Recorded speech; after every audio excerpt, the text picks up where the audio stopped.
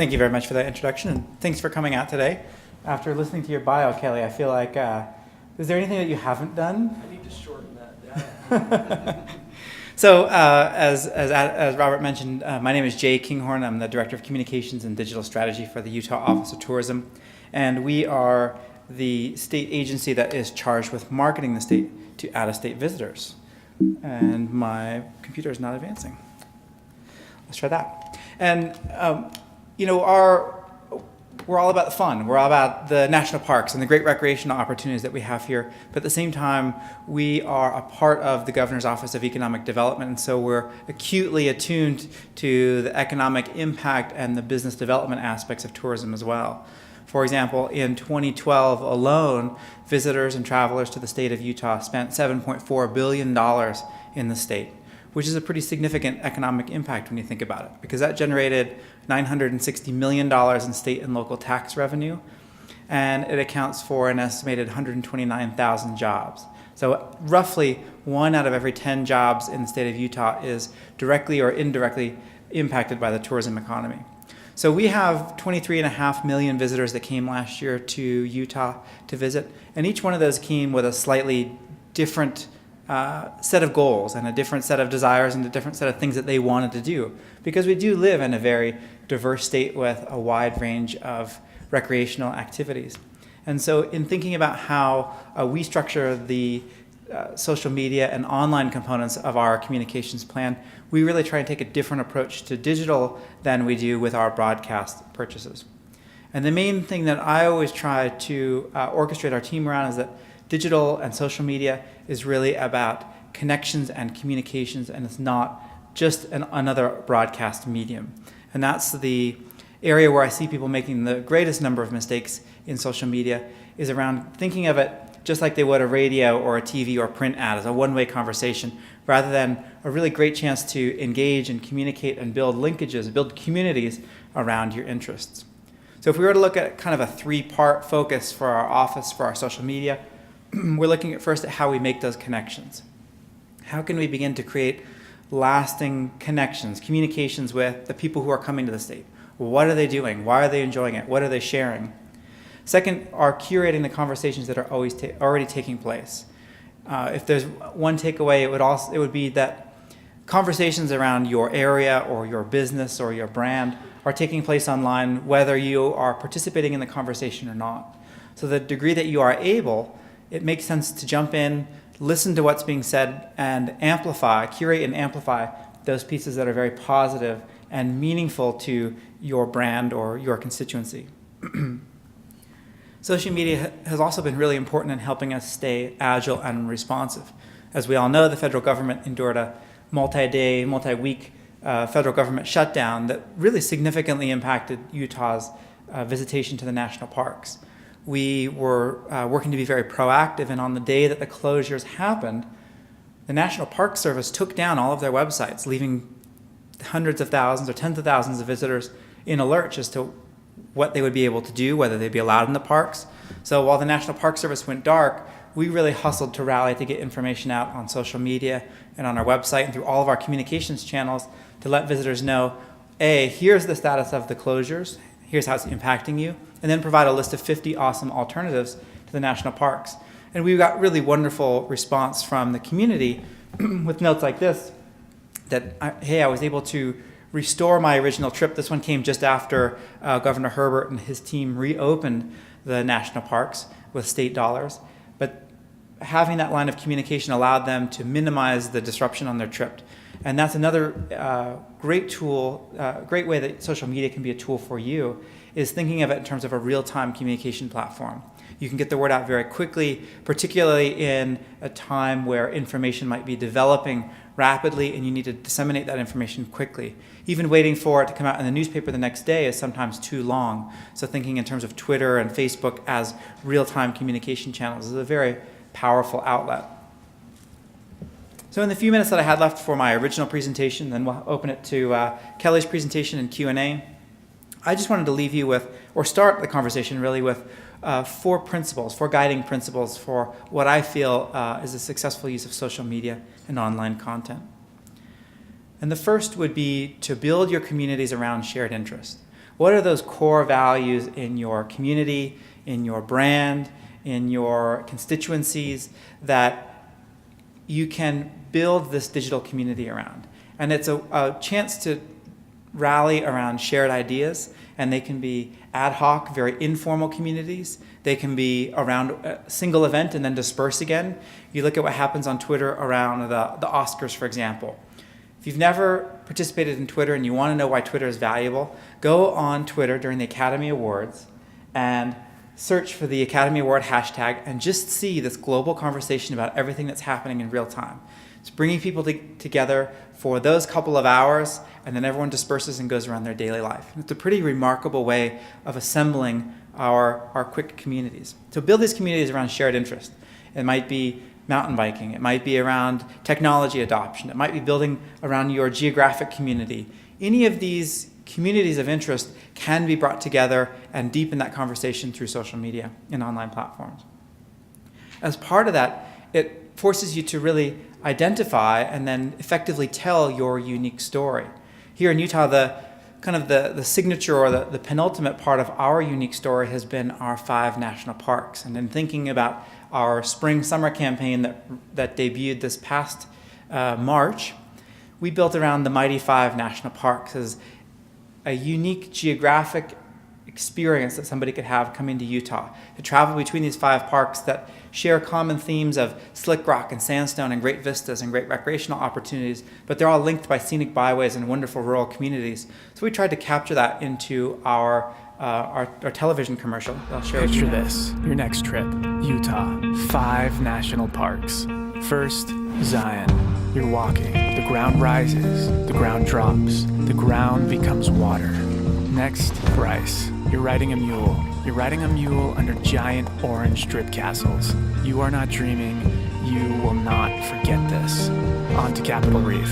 Take the scenic route, the really scenic route. Take a path you've never taken and see the stars for the first time. Now for Canyonlands. You're riding a bike. You're riding a bike on Mars. Now you're riding the rapids. Class 2, Class 3, Class 4, Classic. Arches, 5:32 a.m. Some things are worth racing the sunrise for. The horizon lightens. You round the corner. Whoa. This is life elevated. The Mighty 5. 5 iconic parks, 1 epic experience. Plan your trip at visitutah.com. So that 60-second commercial was kind of the cornerstone of our spring and summer marketing campaign, but we didn't want to leave it at just that. That's great use of traditional media, of storytelling, of great visuals, and then we've extended it into our online platforms where we've worked not just to build audiences, but really to build communities. And I gauge the effectiveness of our department in terms of not just the number of followers that we have, but by the actual number of posts and reshares and likes that we get on a platform like Facebook or Twitter. And so we've been able to, over the last several months, really focus our efforts on generating that dialogue between ourselves and the customers who are coming to Utah so that we get some really nice back and forth. People are posting their trip experiences, they're posting photographs, they're posting content, or they're commenting on our photographs, reminiscing about the trip that they took to that area, what their favorite hike was, and it's a really good dialogue that's emerging on those platforms. Second would be encourage the online sharing of offline experiences. This is a campaign that we've just rolled out this week. In fact, our managing director, Vicky Varela, was on Channel 4 this morning at 6 a.m. talking about it. And what we're trying to do is develop an ambassador program that gives people a lot of pride in the national parks, and we hope second wave to extend this more broadly throughout Utah. That as they go through and they participate in this program, the first people who sign up and take one trip to our 5 national parks by the end of the year get a free calendar and a window decal. If they've done one new visit and visited all 5 of the parks at any time in their life before the end of the year, they'll get a signed certificate from the governor's office, and they will be entered for some additional t-shirts and that kind of collateral. The idea being that we're trying to get people enthusiastic and supportive of the parks and serve as social media ambassadors so that they're helping to tell our story on our behalf. Third is to tell our stories through great content. And this is something that I've seen very consistently successful across all different types of social media, is that our web communities and our social communities are built around sharing really great, compelling content. And so as the federal government shutdowns went into week 2, we sent 2 photojournalists on road trips throughout the state. One drove from Las Vegas through your hometown and visited Coral Pink Sand Dunes, Snow Canyon State Park, stayed in Kanab, caught the opening of Zion National Park as the parks were becoming open, and continued the drive up through Capitol Reef and Torrey to Salt Lake City. The other one hit Arches and Canyonlands, circled back through Goblin Valley, and ended in Torrey. And the photographs that they captured are a really wonderful slice of what it's like to be there. And what I love about these photographs is that they're very rich mini stories about the experience and the emotion of being there and the grandeur of sitting atop Dead Horse Point State Park and looking out and enjoying that vista not as a solitary experience but with somebody else. And so much of our travel experiences come from the experiences that we share with other people who are close to us. They might be random photographers at sunset, or they might be a loved one that we've snuggled up under the down jacket and we're curled up next to them watching an epic sunset in a grand location. We also captured some really wonderful slices of humanity in Goblin Valley State Park, and I just love this picture, particularly set against the context of all the ugliness that's been around Goblin Valley in the press, to see the father and his 2 daughters just curled up under the hoodoos enjoying a little quiet moment together. I really see visual storytelling and visual content as being so powerful in connecting people and developing a very rich experience in a fraction of a second. It's something that's easily shared on social media. So my 4th and final recommendation would be, as you begin to grow your social media presence and your social media community, to think about casting a wider net. That your aim is to reach people wherever they are. And I'm sure in the presentations that you've attended today, you've been hearing about all the different trends of sharing in different platforms, and you look at the rise of something like a Pinterest that's kind of come out of nowhere, or Instagram, where in the span of a year or 18 months, they've gone from a very small program with 2 people in the garage to 1 billion users. And we know that that's going to continue to change. If anything, the pace of technology is going to accelerate, so it is incumbent upon us to think about how do we get our messages out on as wide a range of different platforms as possible, so wherever somebody might be wanting to connect with us, we're able to meet them there. So for us, this is a multi-part platform, and first is listening to the conversation, listening to what's being said. This is an application that we use called TweetDeck, which is a free application, and we've set up pre-saved searches around each of our 5 national parks. And you can see there's a lot of dialogue that's already happening around these national parks. And so whenever possible, we listen, we look for the things that are really meaningful and impactful, and we share those and amplify.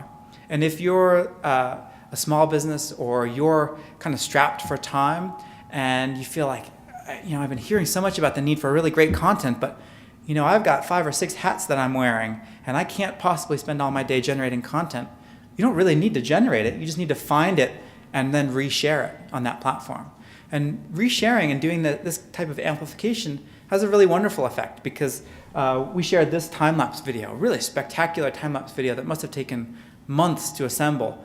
Slow motion time-lapse in the canyons of Grand Staircase and Escalante, and all throughout southern Utah, beautifully shot, beautifully put together. So we were happy to reshare it. It's a way of kind of getting free content for our Facebook feed, but at the same time, it also brought attention to this independent filmmaker who is now being introduced to a wider audience. There's a great symbiotic and reciprocal relationship that comes from sharing something like that. So if you're feeling strapped for time, really look at ways that you can curate and amplify the conversation. And then next, we're looking at ways that we can build out and reach a wider audience, as I mentioned earlier. So we have the obvious suspects of Twitter and Facebook, but how do we connect with people in an out-of-home environment? How do we connect people at maybe a point-of-sale environment? How do we use search engine optimization to grab a broader share of those searches for people who are looking for great vacation destinations and bring them to Utah? How do we use our blog to communicate great editorial-style content? And what role does print continue to play in driving people back to our website and other social properties? And I laid this out intentionally, looking at our website as being the center, the hub of our digital universe. and that everything that we're doing, we're trying to bring people back to the web, because that's where we have greater depth. That's where we are able to do what we track in terms of our conversions. Again, we are coming from the mindset of business development and economic development, so we're looking at how we can track and measure the results of our efforts.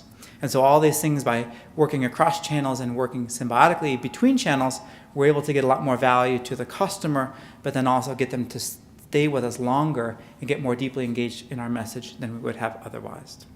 So with that, I'll turn it over to Kelly. And while he's getting set up, are there any questions that you have for me about UOT or anything that I've presented? I was so profoundly clear